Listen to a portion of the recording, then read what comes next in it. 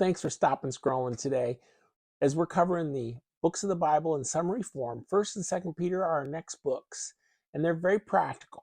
The audience is mostly Jewish Christians. Before 65 AD is the date that it was written, because that's approximately when Peter was martyred. Theme: salvation and Christian living.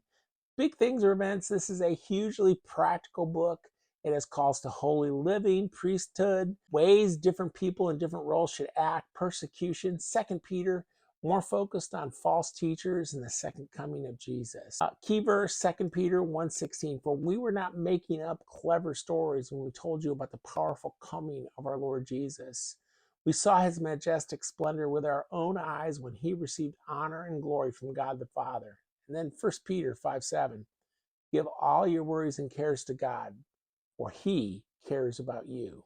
All right, the letters of John. The author is John the Apostle. The audience is late 1st century believers, the date about 90 to 95 AD. Like most of John's writings, it focuses on combating Gnosticism and false teachers and emphasizing love and truth.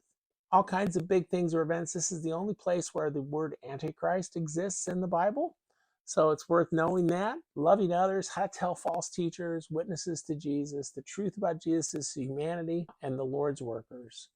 And again, 1 John 3:16, we like to do the 3:16s. We know what real love is because Jesus gave up his life for us, so we also ought to give up our lives for our brothers and sisters.